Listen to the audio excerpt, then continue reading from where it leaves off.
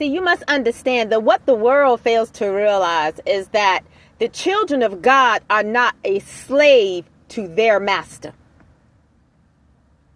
Can I say it again?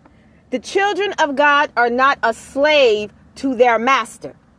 Because the children of God have been given a knowledge. It is up to them to take it, to know that whatever the situation or whatever the circumstance, our Father has already worked it out. So we don't have to stress the things that they stress. We don't have to fret over the things that they fret over. Because God will always, with our tests, make a window for us to escape. So there's no need for a child of God to ever feel stuck in a situation, feel imprisoned in a circumstance. Because with that particular test, and by the way, you guys, that's all it is. Father has made a way of escape. But the world will stress over things because the world has no hope. And then when you try to tell them about Father and who he is, they don't want to hear about him. They'd rather stay with who they worship and who they serve. They may not literally be on their knees worshiping the devil, although many are. But they don't know nothing about Jesus. And they don't want to hear nothing about Jesus because Jesus is freedom. I'm hearing liberation.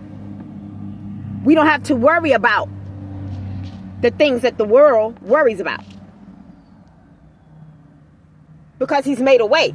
And the thing about it is, you guys, however Father has ordered your steps as it pertains to your accomplishments in this world and the path that you tread, whatever God has divinely planned for you, and I'm hearing initially set in motion for you, the situations and circumstances of this world cannot change that. Your enemies can't change it. Your current situations, whether if it be financial, whether if it be employment wise, whether if it be anything, personal, marriage, dating, seeing, whatever. None of those things can change what God has already set.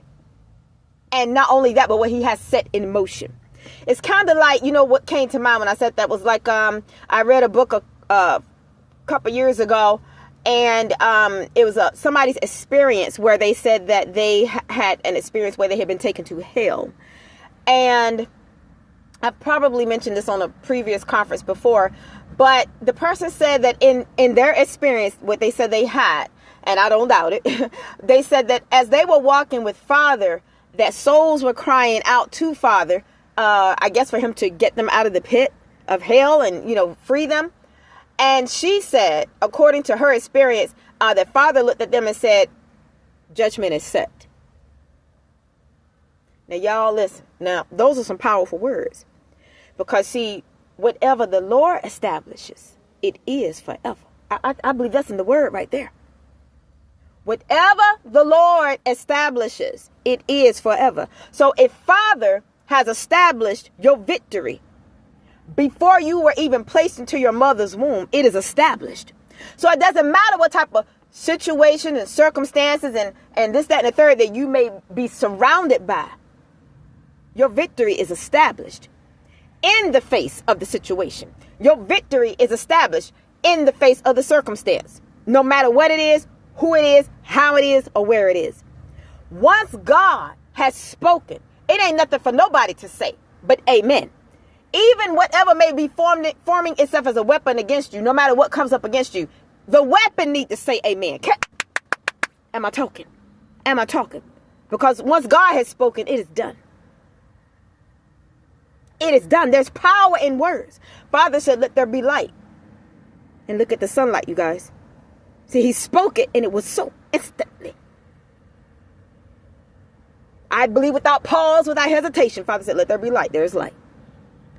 So for many of you, I believe Father has probably said, and let there be victory. Well, there is victory. So it doesn't matter what's going on around you.